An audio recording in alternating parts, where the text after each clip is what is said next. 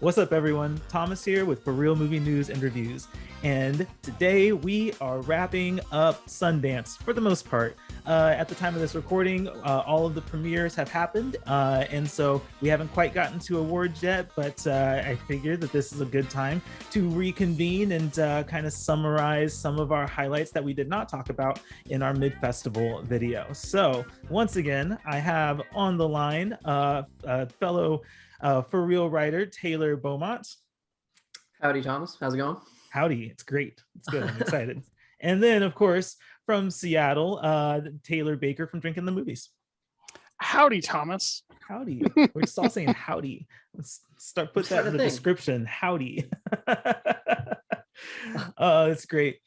So for this video, I figured since we had already talked about some of our favorites on the last video, and I figured at this time we can talk about just some of the highlights that have stood out since that video, or even things that we didn't talk about in that one. So this could be a cool roundtable discussion, and yeah, just kind of pointing out some of the things that have stood out to us. So cool.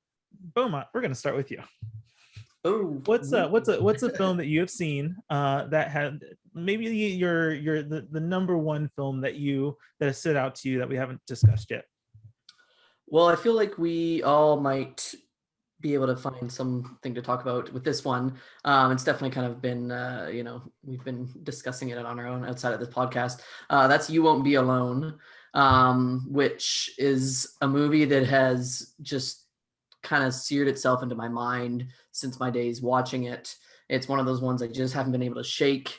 The imagery that it gives you throughout, it's stuck with me, and I haven't been able to move on really. In fact, I've been really, out of all the films I've seen, it's probably the film that I've been craving a rewatch of the most. And that's just because there's a lot to it as well. There's probably things I missed.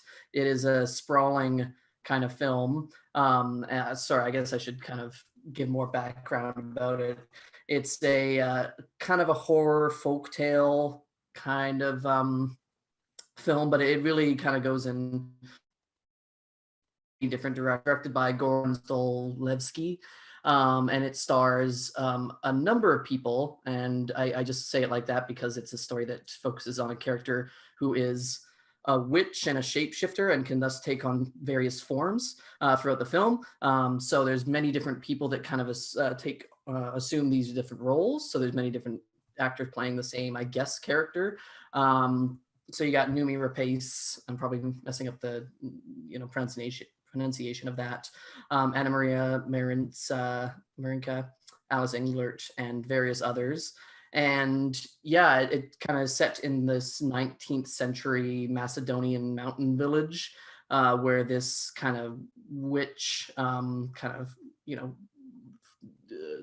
appears and makes its presence known, but takes on different forms throughout the film, everywhere from a villager woman to a man to a dog to other various incarnations.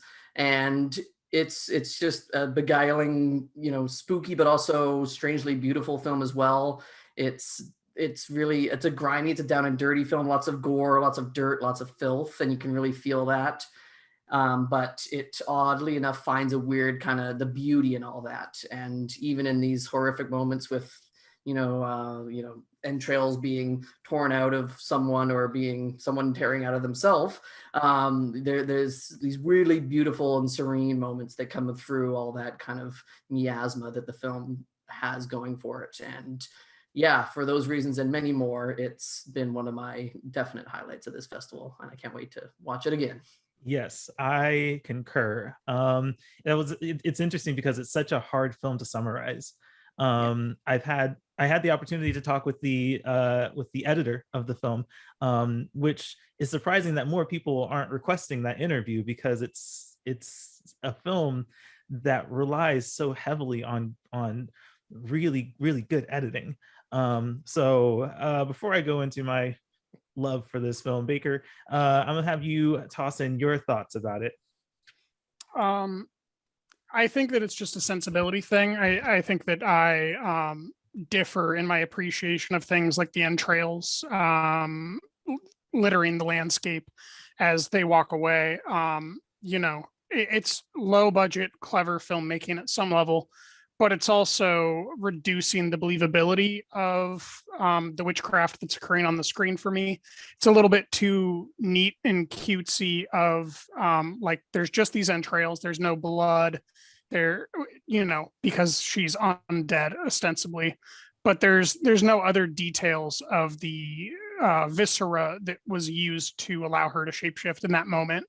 But there's equal moments that I think are stirring, like when she turns into the bird and flies into the cave, and that lingering moment where you don't know if it's the witch or not in that shadowy doorway. And you just kind of have to sit there and wait to see what's going to happen. It's clear that this is a effective filmmaker that understands how to make choices. And I'm by no means saying that I don't think that this director is talented. It's just a film where some of the choices I didn't go along with the whole way, but I'm by no means saying that this is a bad film. Yeah, Goran Stilevsky, this is his directorial, feature-length directorial debut, which I think only makes it even more impressive in my mind. It's interesting, and I've made no secret about how I experienced this film. It's one of those things where I just wasn't vibing with it for the first like 20 or 30 minutes. I couldn't figure it out, couldn't get into it, wasn't really understanding what was going on. But there comes a point when my attitude shifted a little bit, and then shifted a little bit more, and then by the end of the film suddenly was in love with this movie. It just does such a great job in my mind portraying this experience of life through all these different perspectives, because ultimately this this witch character just she's inhabiting or shape-shifting into these various people in various forms, but it's like she's learning something every time she shifts, and there's a takeaway from every story. It's almost anthological in that sense, where anthropological, and yeah, however that's pronounced, in that sense, where moving from story to story, there's something to be gotten out of every form that she takes, and when I realized that was the direction of the film, it just clicked for me, and I was like, I am totally in on this. And yeah, it took me. I also am very excited to see it again. Like I mentioned, I talked with the editor, Luca Capelli, and had a conversation with him about how the editing process and how he approached this film. I'll be posting that. They'll probably be posted before this gets posted, so that'll be available. But yeah, it's just such an experience. Oh, and it's interesting because he also mentioned that in a lot of feedback, people had a hard time connecting with that first part, and so kind of hearing that from him helped kind of me understand like how tough it can be to get into this, but it's such an experience worth sticking around for, I think, and I think by the end it's such a rewarding experience that I do want to go back and see that opening that I didn't connect with from the completely different perspective, and knowing what the film is about, and then understanding more about how I feel about that intro. So yeah, phenomenal film. Okay, let's talk more about So, Won't Be but Alone. before we move on, is the cat the witch or not? Is the cat the witch? Speaking of the beginning of the film. Oh yeah. I honestly would have to go back and watch it again, because like I said, I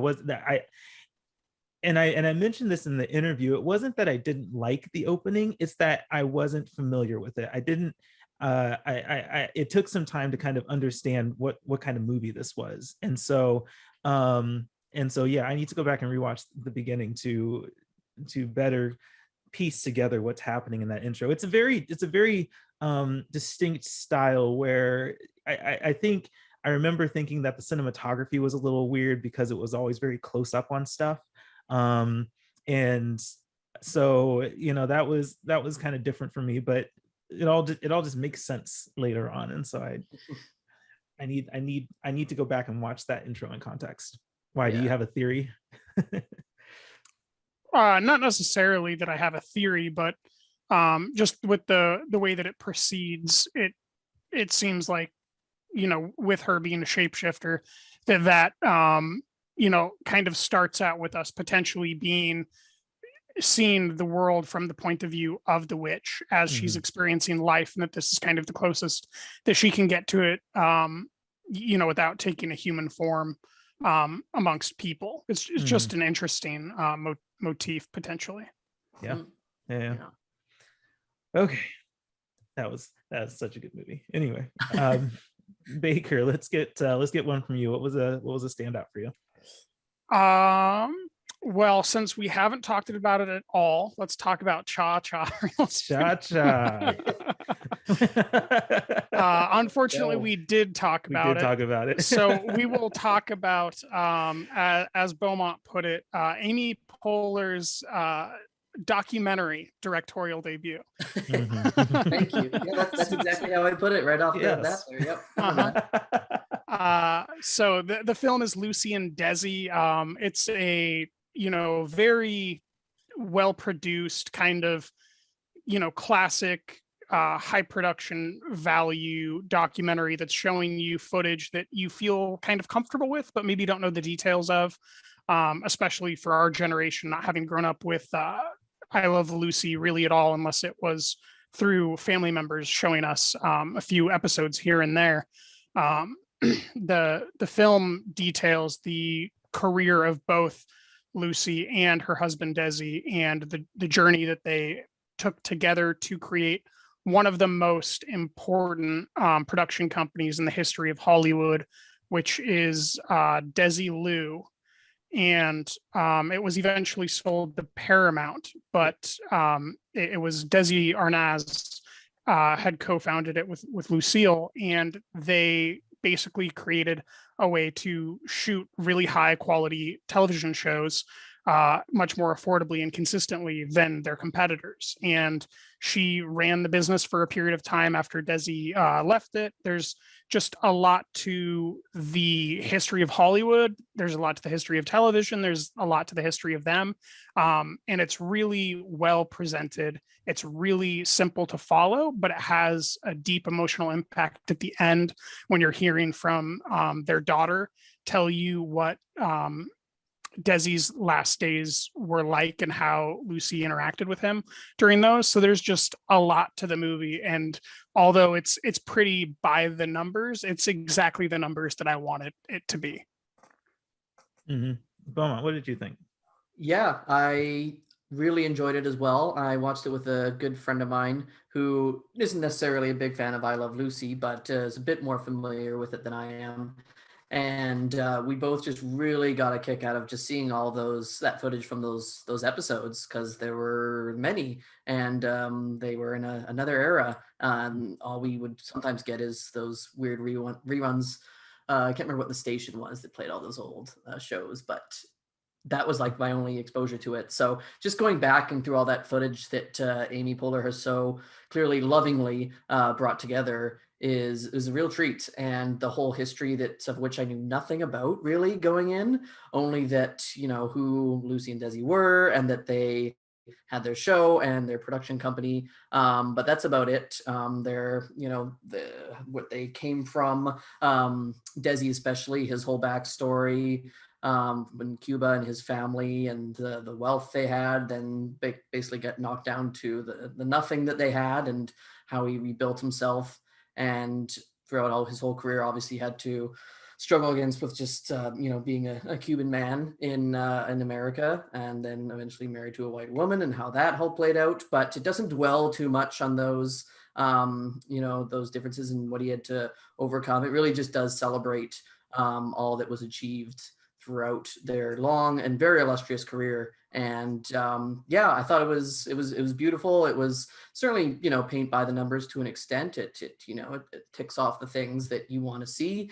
But it was easy to digest in that way. And yeah, just a great time, and I want to recommend it to a lot of people now because you know, I Love Lucy is just kind of everywhere. It kind of floats around everywhere in the background of you know, Hollywood and sitcom television history and stuff that I think people know of it by name, but they don't ever really go back and, you know, discover all that's going on there. So yeah, I would recommend it for sure. Yeah, you know, I Love Lucy. My mom was a huge fan of I Love Lucy, and I remember being young and like seeing a black and white show on TV, but not really paying attention to it because that's not, at that point, it wasn't my kind of entertainment. I'm pretty sure it's on some streaming service here in the States. I think it's HBO, Amazon Prime, I Amazon Prime. think. Anyway, it's accessible now, and so I went back and I started watching it, and I'm like, this show is genuinely really funny. Like even now, I get really good laughs out of that show. And so it is really moving, I guess, to go to watch this documentary and have at least my experience with I Love Lucy, my positive experience with I Love Lucy, and seeing more of the background to what all went into that. I was familiar a little bit with some of that background, but it was nice to have that really fleshed out and put into this documentary, which is a fantastic experience. And so I think of the documentaries, this one is probably my favorite, except I haven't seen Navalny yet.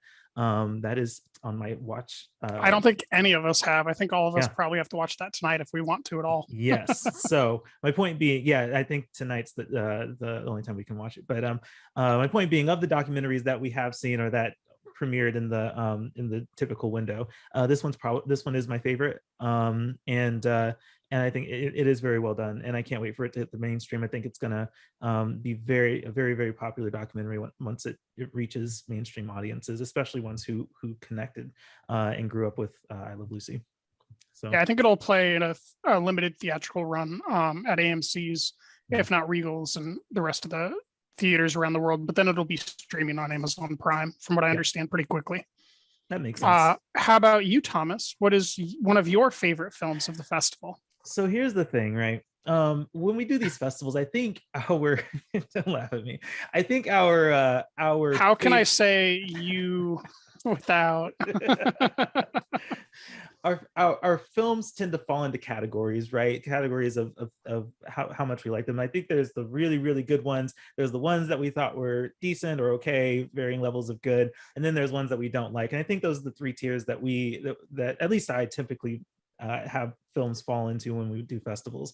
We've covered almost all of the things in my like top tier. I really, really enjoyed these films category. So the one that I will bring up that is in that category, but probably isn't very isn't within the realm of discussion that we typically have, is a short film. And yes, I'm going to talk about Starfuckers. Okay. So Starfuckers is a short film. It's about 14 minutes long. It's directed by Antonio Marziale.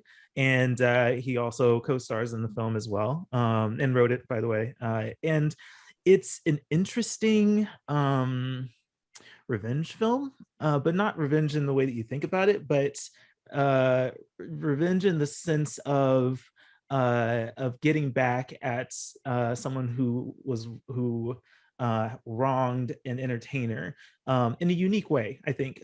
So essentially, the premise is that a director or producer is having an intimate evening with an escort, and so for the first half of the film, it's this evening of watching them kind of appease these like sexually tensioned desires of the producer.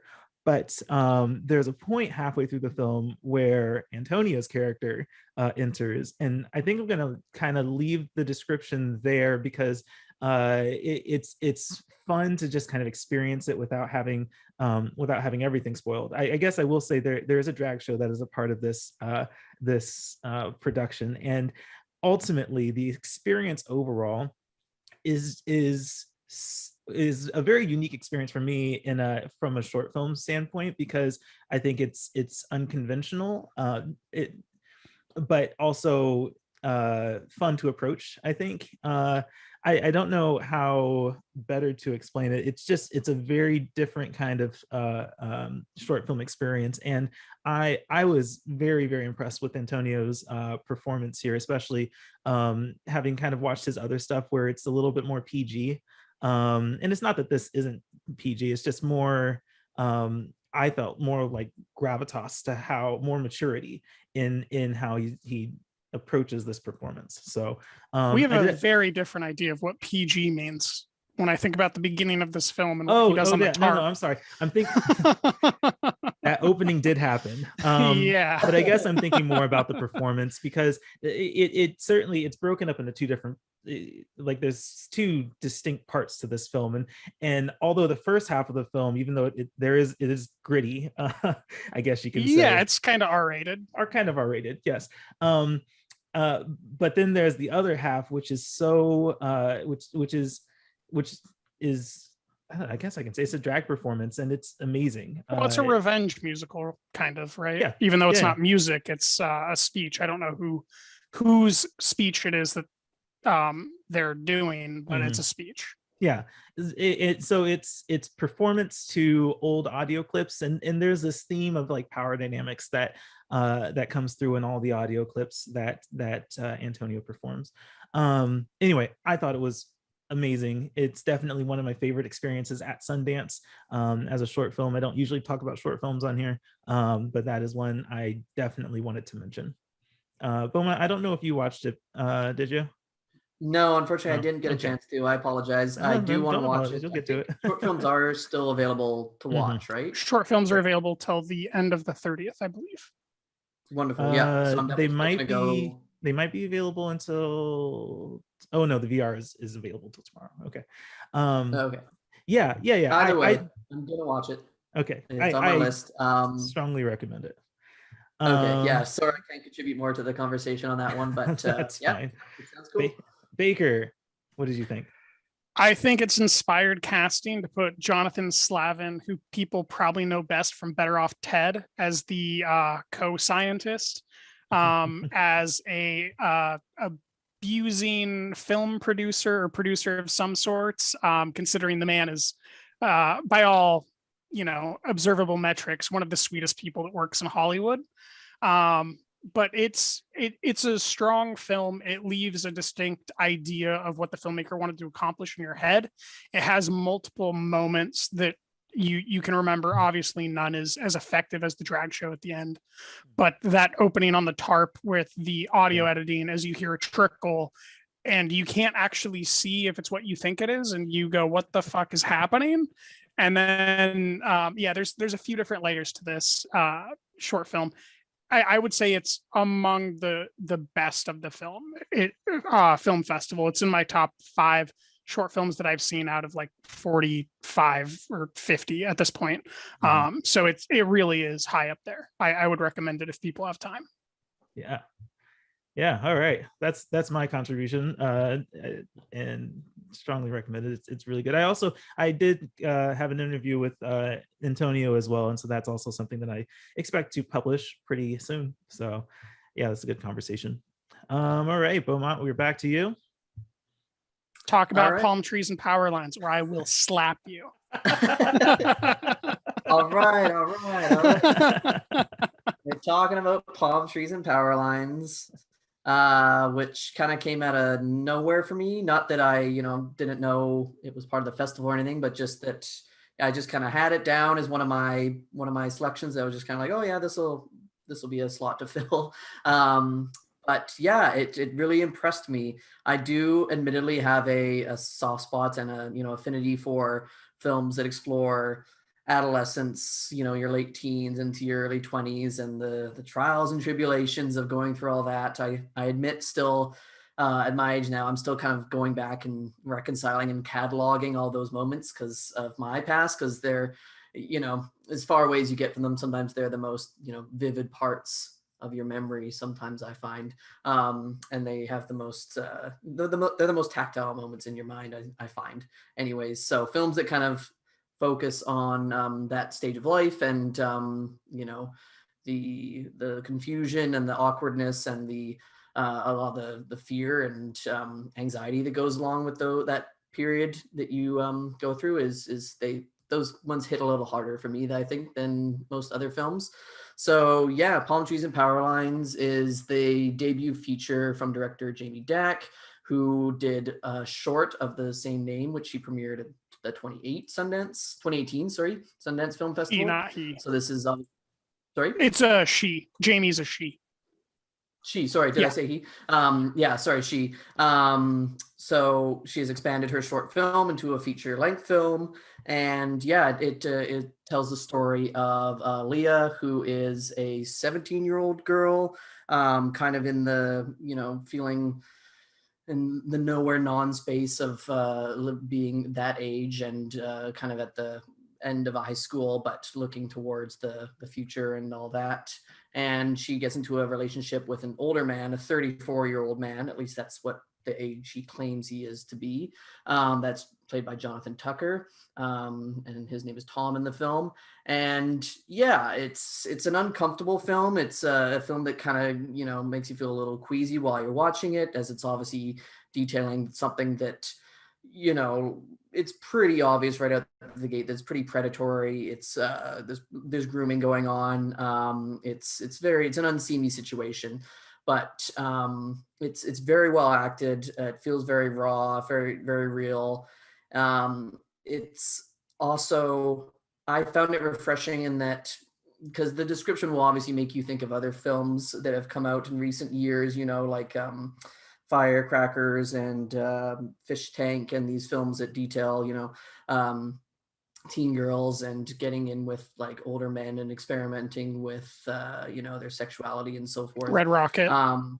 Red Rocket, exactly. And yeah, so it's easy to kind of just look at a film like this and say, oh, this is just another one of those, and kind of write it off and not look for anything exemplary here. But I think this film does stand apart from those films.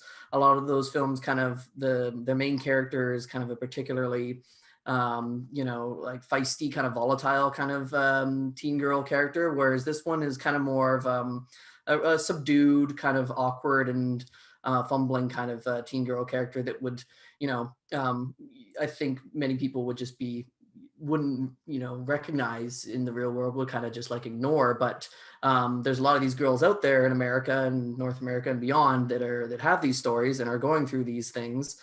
And there are stories that I think are really interesting and need to be told.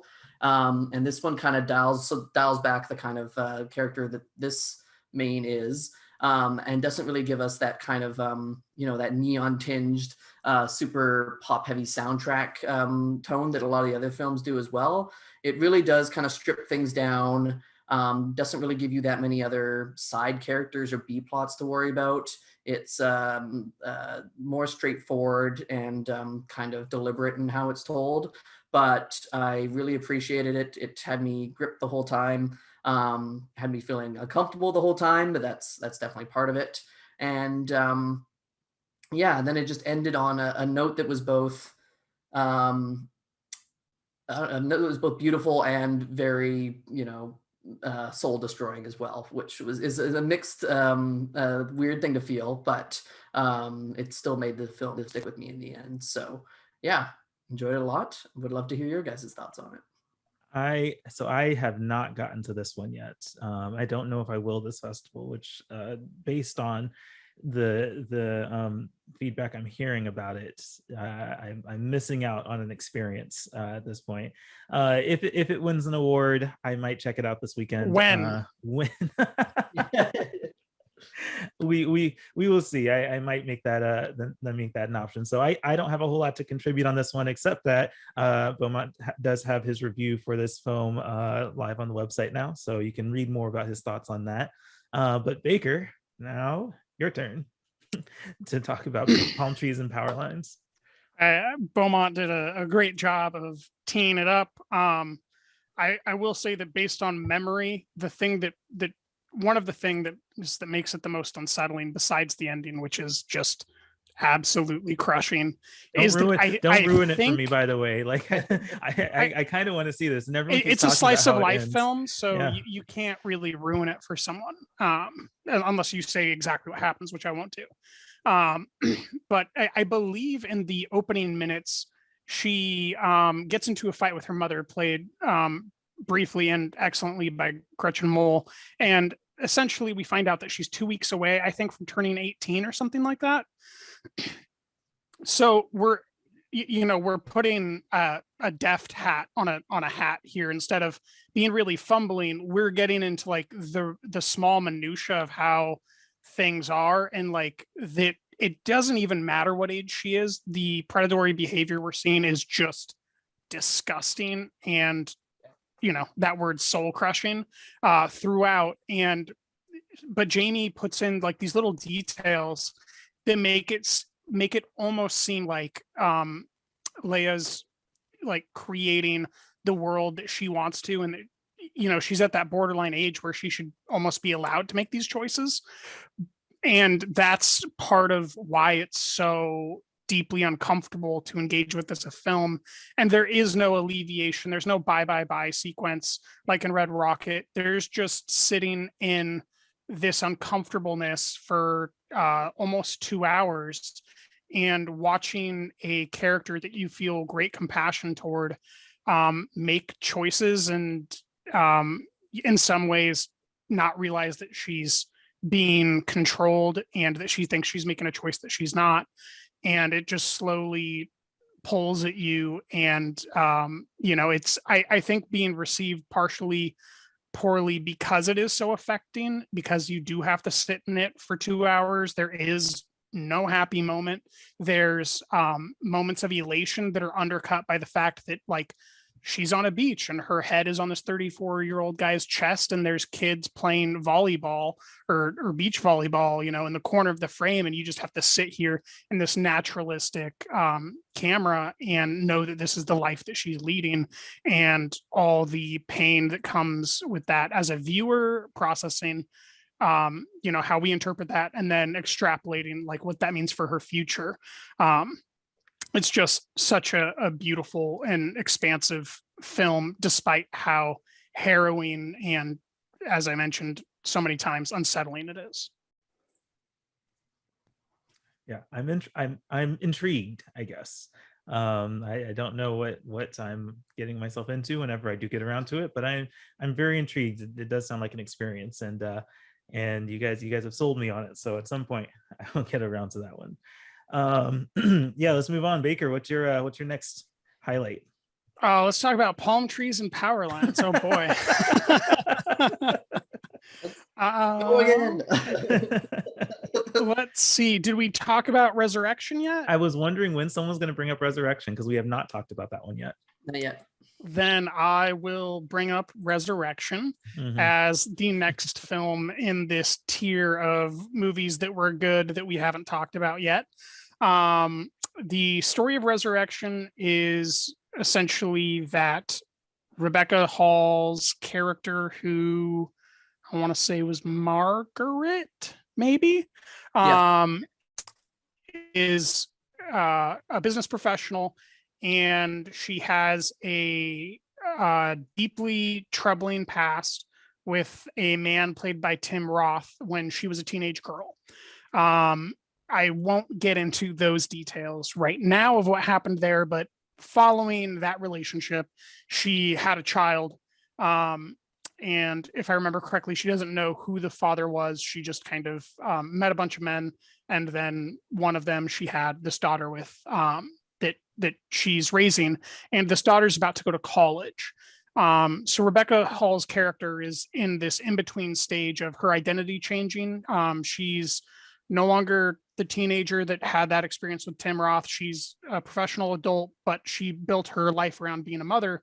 And now her child is moving on, and she doesn't really know what her identity is. And then we get introduced to this idea that Tim Roth is coming back into her life to torture her. And I will leave it there and open it up for discussion. Do you think that that's an accurate assessment of the beginning of the film, or would you differ with my readings? No, I think that that's accurate. There's a lot of tension, I guess, that's built in the film, trying to figure out like what exactly is going on, because it shrouds so much in like secrecy and illusion. Like there's a whole lot of alluding to things, and you just don't know what to believe. Yeah, I mean, as far as I know, half the film is not real. Right, like yeah, exactly. I mean, I still think back on it and think, well, was that real? Like, was she making that up? Like, what's going? And that's what I like out of psychological thrillers is when I'm questioning my own sanity. Like, wait, hold on. What? Yeah, this what is my You Won't Be Alone. Like, I need to watch this 7 more times and make sure Right. that I thought I saw what I saw. I or think heard so. what I heard. Beaumont had a great quote that I'm forgetting now. That like adds another layer to it at the end. The only thing I'm gonna say is that I wasn't as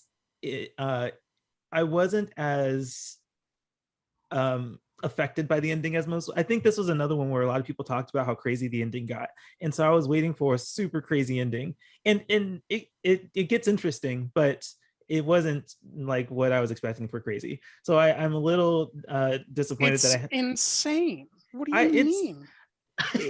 And maybe just it's 3 logical fallacies minimum. I'm not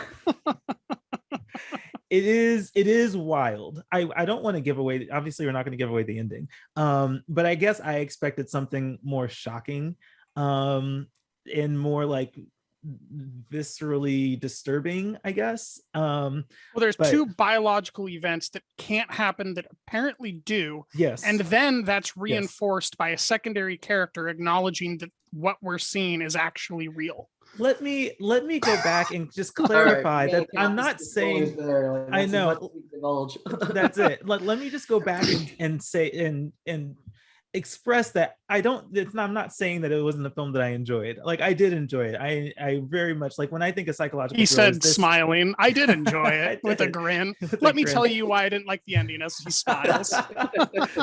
I didn't not like the ending. Just expectations suck sometimes. Okay, so that is the moral of this story here. No, it's definitely a good psychological thriller experience. I enjoyed the ride. Like that little disappointment that I had with, I guess I can see what people are saying, but it wasn't what I was thinking it was going to do.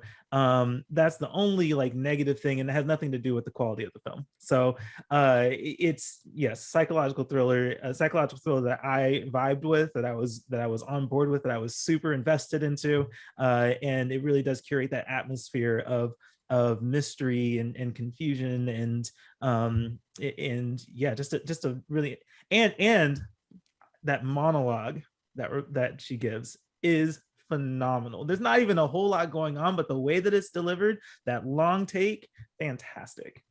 Yeah. All right, Beaumont, you can talk now. Yeah. No, I was just going to touch on that. Actually, I love a film that just knows when to just hold on a good performance and just, let the actor do their thing. And in this case, obviously with Rebecca Hall, what she's doing is just monumental. It's just earth shattering. That monologue is incredible. And I think her performance is probably maybe my favorite performance of the festival.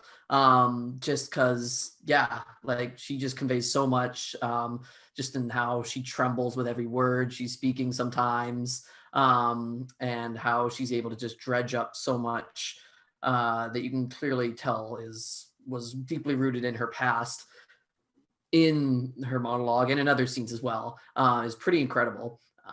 It's a film of great performances. Rebecca Hall and Tim Roth. Tim Roth is great as well. As he gets older, he's just looking more mousy and evil, just naturally, just in how he looks as a guy. He's great in this. He just plays that wonderfully skeevy kind of, I don't know. He's just like, he's turning into a little gremlin kind of, just how he looks. But I love it. It's perfect for this film. Rebecca Hall's character says it at the beginning of the film, or no, sorry, towards the end, but it kind of summarizes it all. And that's I let him poison my brain with lies. And this is a film where just there's, you know, you're feeling lied to, the characters are feeling lied to. There's just all this uncertainty, and like you said, Thomas, a lot that's being alluded to, and that all just kind of you know, really, you know, messes with your bolts. And that's why it was a great thriller in that sense. And what's, I guess, also kind of harrowing is the fact that Rebecca Hall's character has like this kind of wonderfully stable life at the beginning. Like, you know, sometimes they introduce a character that's, you know, a little unhinged to begin with these thrillers, and they already kind of have something amiss. But like with her daughter and with like the guy she's seeing, I think at the beginning of the film, everything looks to be pretty, like, you know, and her job and everything, she looks to be doing like pretty well, like in a nice stable place. And then this film obviously just, you know, is saying that the past comes back to haunt you in the worst way. And that's what I think was the most, you know, kind of spooky, kind of disturbing part of this story. So that's what really got me. And yeah, I really enjoyed it. It wasn't my favorite of the festival. I think, you know, I'd put it in maybe my top 5 or definitely my top 10 for sure. But yeah, it was good. Mm-hmm. Yeah. Good experience with that one. I guess it's my turn. Are we back right? to you, Thomas? We must be back to me. What is your second favorite film that we have not talked about yet? Okay, so here's what happens now, guys. Preface this choice, not that I need to, but like we're dropping into my these were really good kind of films, right? So we're out of the top tier, like this is amazing, must see kind of stuff, and we've discussed all of those, at least in my list. So what I am going to mention now, and I don't know if either of you saw this one, I didn't talk with you guys about it, but I'm going to talk about Emergency. Directed directed by Carey Williams, written by I'm going to mispronounce this name, KD Davalia. And this is a it's a comedy, and I guess the short description reads: ready for a night of legendary partying, 3 college students must weigh the pros and cons of calling the police when faced with an unexpected situation. It's obviously, like I said, it's in the second tier. Like, I enjoyed this one. It's a good one. There were things about it that I thought could have been better. I think that there was a segment of the film that kind of went off and kind of took a detour that took a while to come back on track from. But ultimately, I did think that it was pretty funny. There are some situations that I personally related with. If anyone's seen it, the classroom with the N-word, that scene has actually happened to me. That was a legitimate experience that I've had in my past. So it spoke to me on that level, like on a personal level with my own experience. And I think does a really good job, especially with the finale, really hammering home the message of like these lived experiences with being a minority or being Black and dealing with the cops. It's something that you know, more and more stories are coming out about, more and more movies are coming out about, and there's more and more awareness about it.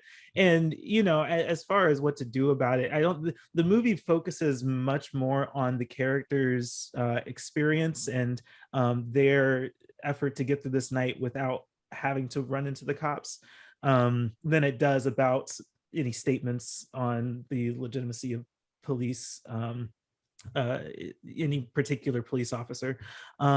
So I mean, I guess I appreciated the perspective that it stayed in, but I did find parts really funny. I think it's entertaining, and it does hammer home its message with its finale. So yeah, did anyone else watch this one? Yeah, From the director of Our Heart J. I did not. That is one thing I was going to say. I was hesitant about this film because I also wasn't the biggest fan of I think it's hashtag or pound J or whatever. I wasn't the biggest fan of that one, unfortunately, but I definitely appreciated this one a lot more. Beaumont, what'd you think? Thomas, we were messaging each other while we were. Remember? Don't you remember the great time? No, we did have a great time. I'm sorry. This is what happens at festivals. Everything just starts blending together, and I forget which movies I did what in, or which movies, you know, I start mixing up details. We synced up and we're watching it at the same time. Yeah. Wait, you guys attended Sundance? In here, I man. know, right? Here. This was the true essence of virtually attending Sundance. We like literally like, what scene are you on? All right, I'm on that scene. Let's get it. Yeah. We tried our best. We made it work. Yeah, I liked it a lot as well. It starts off really strong, introduces some great characters. They're super charismatic. RJ Seiler as Sean is awesome. I really liked him in Me and Earl and the Dying Girl. I think I remember him from. And I just think he's got a lot ahead of him still as an actor. So very excited to see where he goes from here. And I think he does a really good job in this one. This film definitely has the kind of the cliche dynamic of, one friend is the straight guy, the other one's kind of the more, wild card, likes to party a little harder. So there's that going on, but I think, a good buddy comedy night out kind of film needs that dynamic. That's really the heart and soul of these kind of films, and that's what we want to see. So it works out really well. But it's funny because it's like it's a party, it's a going out movie. They're trying to hit 7 big frat parties throughout the night, is I think the whole premise. But of course, with the reality coming crashing down on them, kind of almost literally, it turns into very sobering kind of film, which is kind of funny when you think it's a partying film. It's also kind of a sobering film as well. So that's an interesting dynamic, but it does do a really good job at staying consistently funny throughout, and still kind of, cycling back onto that great dynamic and that back and forth that the two main characters have, which is great. I think that's where the movie really draws its strengths from. And it gets a little bumpy towards the middle and maybe kind of the slightly the latter tail end, especially when the movie kind of shifts focus away from the two mains, and it starts kind of focusing on the passed out white girl character. I think her name's Emma or something. And it's just a moment in the film where it's just like, it just doesn't seem, faithful to the original intent of the film and the original story that they were trying to tell. And it kind of feel just a little pandering, and just kind of how it, made that the focus through that stretch. So I think we were talking about this, Thomas, when we were watching the movie, but like that, we're kind of like, what is it really going to go in this direction right now? But luckily it stuck the landing. I feel it both made a lot of sense as an ending, and it kind of, hammered home that, kind of sobering, like I said before, message that is kind of at the heart of this, which is, it's a very, very kind of harrowing and unfortunate one at the end of it. But this movie still was able to stay mostly lighthearted and pretty humorous throughout. So I also wouldn't call it my top 3 or 5 of the festival, but it still did a lot of things really well. And I think it will see some decent distribution. I think it's gotten picked up already. And I think a lot of people, distributed by Amazon Studios. Sorry. So go on Amazon. And I think it'll see some good life on there. And I would recommend it to people for sure.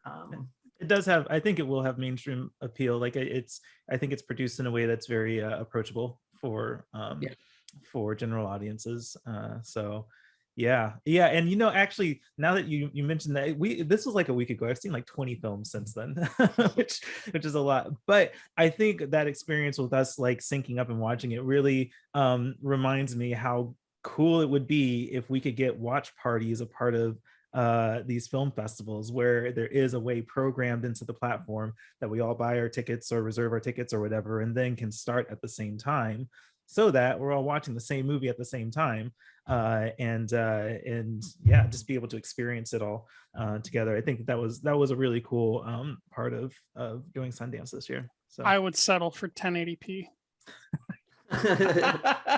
Oh, we're still on about this. Watch with you guys.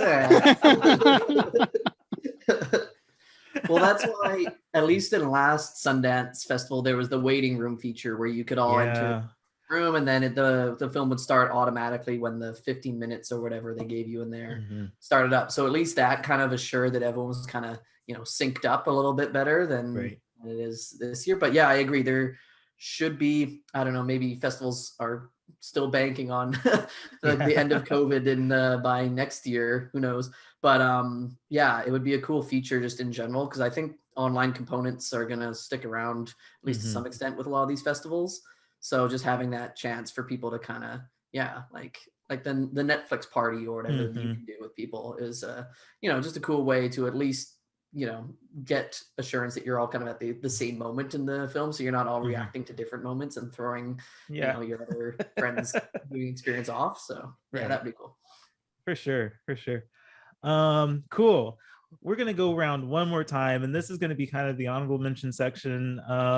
Right before we wrap up, just really quickly, one more movie that stuck out to you, and a quick reaction to it, and we'll wrap this last round up pretty quickly. Beaumont, one more or an honorable mention you'd like to bring up?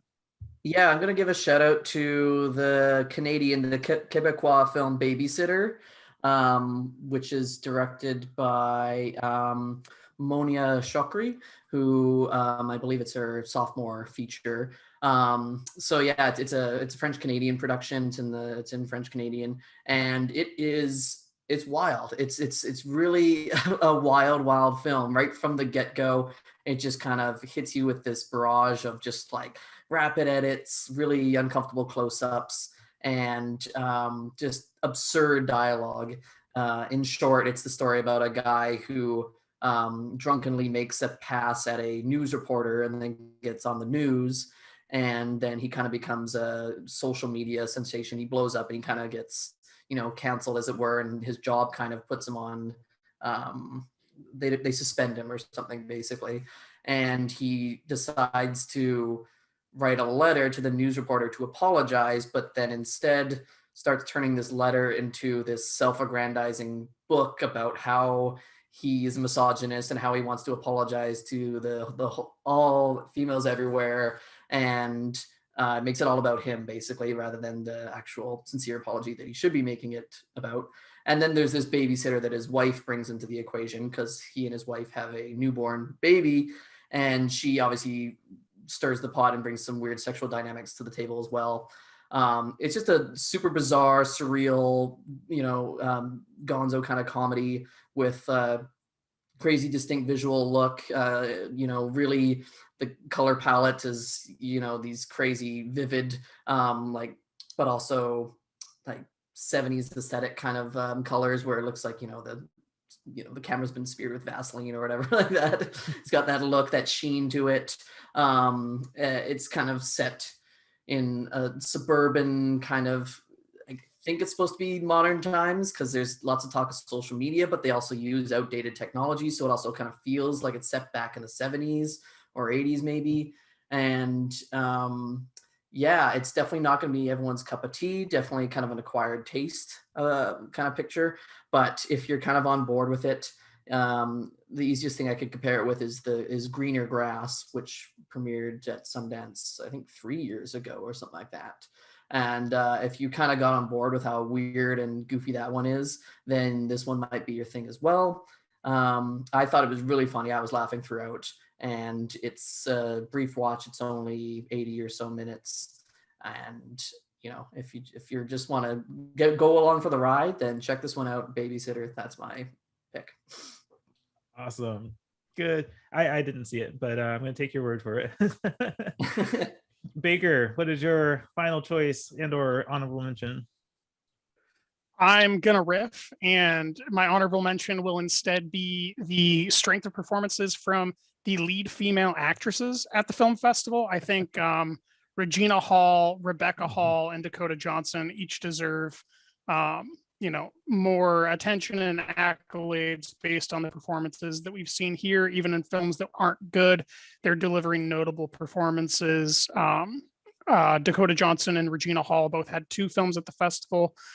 Each of them play, well, I suppose Dakota Johnson's character is probably closer between the films, but Regina Hall's characters are very different women, and the way that she brings them to life is really notable. So I will say that the excellent performances by leading actresses at the festival is my honorable mention. I get the feeling that your last choice was probably going to be Am I Okay?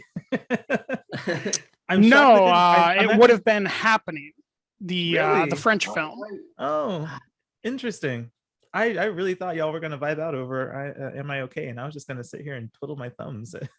No, Am I Okay is number 23 out of 45 films I've seen. So not too high on my list.